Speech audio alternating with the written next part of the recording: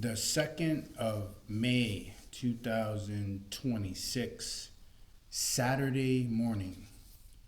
We are in the chapter 6 from the Common Buddhist Text, Guidance and Insight from the Buddha.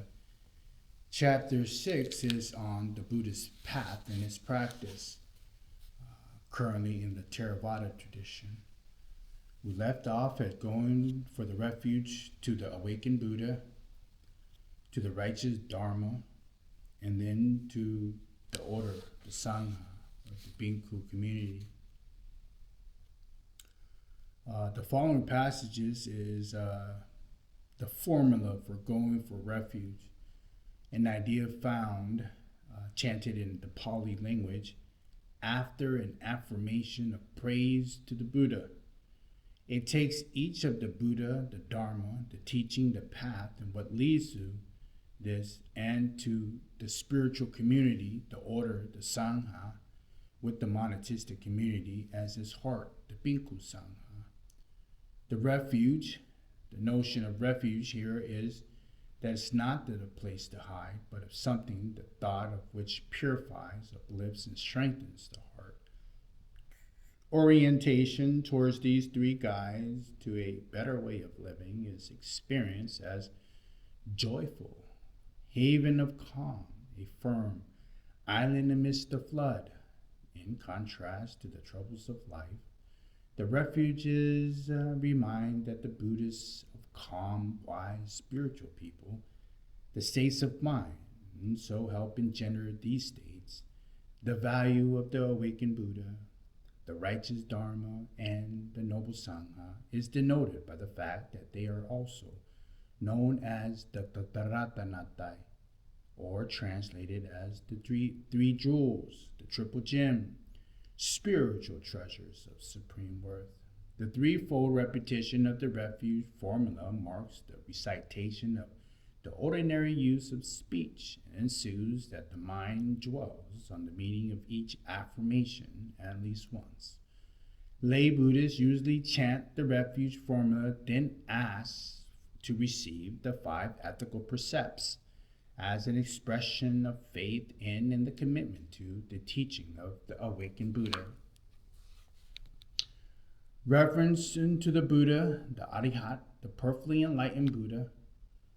I go to the Buddha for refuge, to the Dhamma for refuge, to the Sangha for refuge. A second time, I go to the Buddha for refuge. A second time, to the Dhamma for refuge. A second time, for the Sangha for refuge. For the third time, I go to the Buddha for refuge. The third time, to the Dhamma for refuge. And to the third time, to the Sangha for refuge. This can be cited in the Sarana Gaganam Kutaka Pata devotional activities. Monuments of Buddha relics or stupas.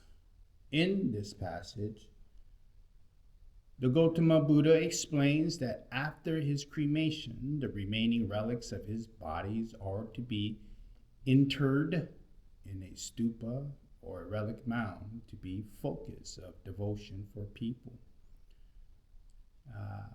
A stupa for the Tathagata is to be built at a great 4-way intersection, and those who offer a garland, a scent, or perfume powder there, or bow down there, or brighten their minds there, that will be for their long-term welfare and happiness. And for what reason is the Tathagata, Arihat, and perfectly enlightened Buddha worthy of a stupa? At the thought, this is the stupa of the Tathagata, the Arihat, the perfectly awakened Buddha. Many people will brighten their minds. Having brightened their minds, there then, on the dissolution of the body after death, they will reappear in a good destination, a heavenly realm. This can be cited in the Mahaparinibbana Sutta, Dika Nikaya, Volume 2, page 141 to page 142.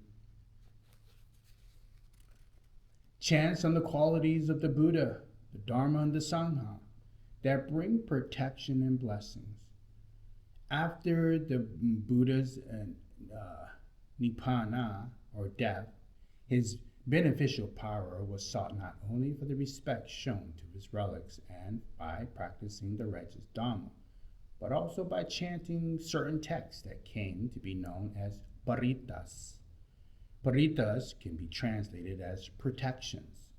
These are seen to bring blessings and protections when devoutly chanted or listened to, especially when bhikkhu monks or bhikkhunis, nuns, are chanting them. Their power is seen to lie in their having the Buddhas as source, their expressing the righteous Dhamma, their bringing chanted by the communal Sangha, their bringing inspiration, strength, and alertness to the hearer. They're drawing on the power of an asseveration or solemn utterance of a moral or spiritual significant truth. They're drawing the attention and protection of gods, who are the followers of the awakened Buddha, and they're enabling past beneficial karma to bring its fruits. It is said, though, that they can only benefit those with faith in the awakening Buddha, the righteous Dhamma, and the noble Sangha, and who are not obstructed by certain past karmic actions and present mental defilements. This can be cited in the Milinda Pancha, page 150 to 154. The Jewel Discourse, Ratana Sutra. This is much love protection, or parita, which illustrates the ideal of the beneficial power of reflexivity, uttered truths about the awakened Buddha, the righteous Dhamma, and the noble Sangha. Whatever spirits have gathered here, whether ones on earth or in the sky, may they all be happy and listen intently to what I say. The spirits, you should all be attentive. Show loving kindness to the human race, and as they bring their offerings day and night, diligently offer them protection. Whatever wealth there is here or elsewhere, whether in the most exquisite jewel in the heavens, none is equal to the Tathagata. This exquisite jewel is the awakened Buddha. By this truth, may there be well-being. Destruction of craving, dispassion, the exquisite depthless attained by the Sakyan sage. In the concentrative concentration, meditation, there is nothing equal to the righteous Dhamma, the law supreme. This exquisite jewel is the eternal law of Dhamma. By this truth, may there be well-being. What the excellent awakened Buddha extolled as pure, called the meditative concentration of immediate result, to that state no equal can be found. This exquisite jewel is in the righteous Dhamma. By this truth, may there be well-being. The 8 individuals who are praised by the good form, these 4 pairs, they are the disciples of the fortunate ones who are worthy of offerings. What is given to them bears great fruit. This exquisite jewel is in the community, the Bhikkhu Sangha. By the truth, may there be well-being. Those who without sensual desire, firm-minded, apply themselves to Gautama's message, on attaining their goal, plunge into the depthless, enjoying quenched of the fires of craving, having obtained it for nothing. This exquisite jewel is the communal, the Sangha. By this truth, may there be well-being. As the gateposts planted in the earth would be unshakable by the 4 winds of such a kind, I tell you, in a person of integrity, who, having comprehended the truths of the noble ones, sees this exquisite jewel is in the Sangha. By this truth, may there be well-being. Those who understood clearly the truths of the noble ones, well taught by one of deep wisdom, even if they have become very heedless, they will have no more than 7 further rebirths. This exquisite jewel is in the Sangha. By this truth, may there be well-being. At the moment of attained insight, one abandons 3 things: the views of personalities, abandons vacillations, and abandons clinging to rules and vows. One is completely released from the 4 kinds of unfortunate rebirths and is incapable of committing the 6 great wrongs. This exquisite jewel is in the Sangha. By this truth, may there be well-being. Whatever bad deed one may do, by body, by speech, or by mind, one cannot hide it. An incapability ascribed to one who has seen the deathless state. This exquisite jewel is in the Sangha. By this truth, may there be well-being. Like a forest grove with flowering tops in the first month of the heat of the summer, so is the excellent Dhamma he taught for the highest benefit, leading to nirvana, nibbana. This exquisite jewel is the awakened Buddha. By this truth, may there be well-being.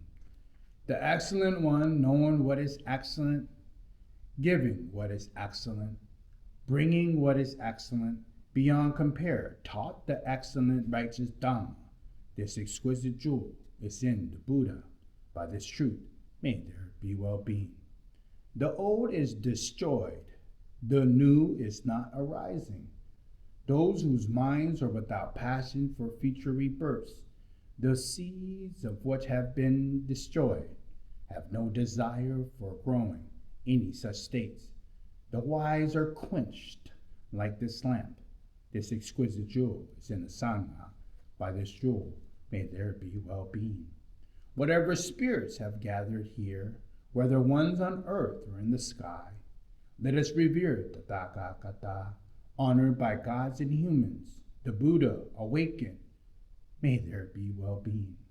Whatever spirits have gathered here, whether ones on earth or in the sky, let us revere the Tathagata, honored by the gods and humans. May the righteous Dhamma, may there be well-being. Whatever spirits have gathered here, whether ones on earth or in the sky, let us revere the Tathagata, honored by gods and humans, and the noble Sangha. May there be well-being. This can be cited in the Ratana Sutra, Kutaka Pata Sutra 8, Sutta Nipata, page 222 to 238. Mangala Sutra, the auspicious activity of discourse.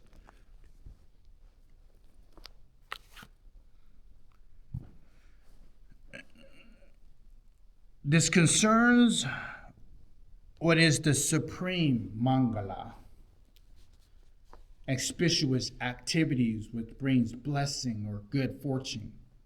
Prior to Buddhism, various ceremonies were seen as Mangalas.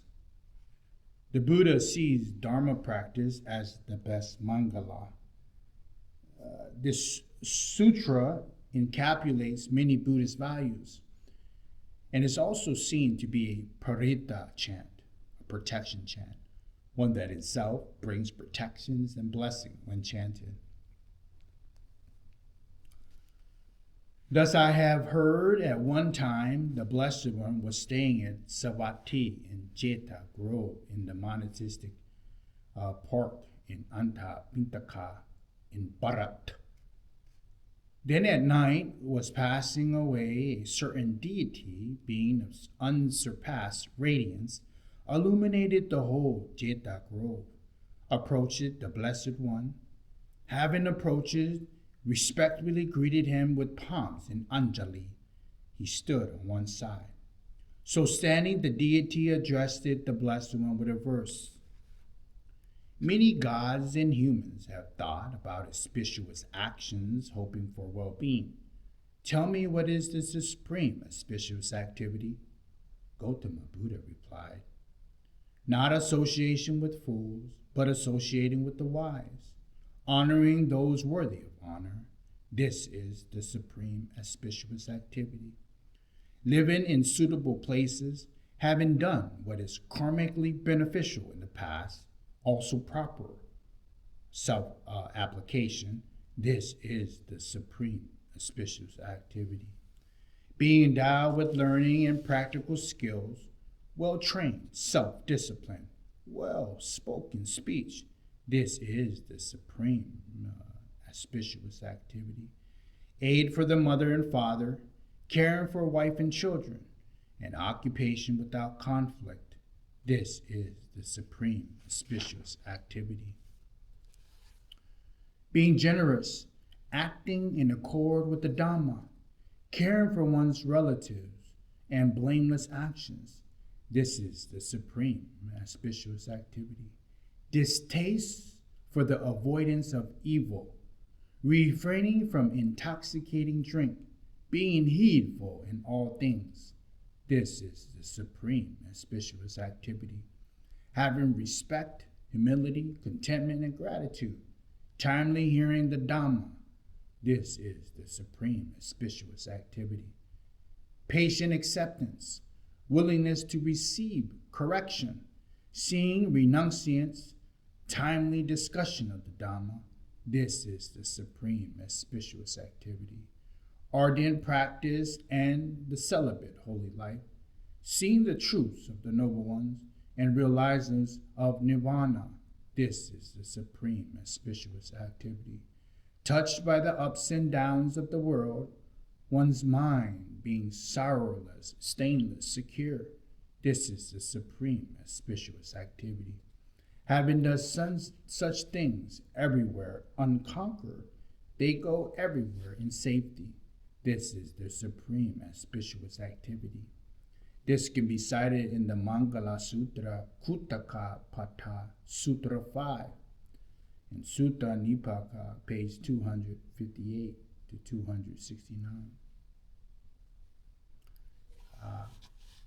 I'm going to leave off there today, and we will pick up on chapter 6 from the Theravada perspective, from Buddha's path and practice on ethical discipline, meditation, and wisdom on the next one.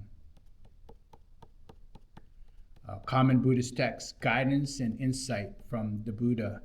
Chief Editor, Dr. Pratmaha Dhamma Kosacha.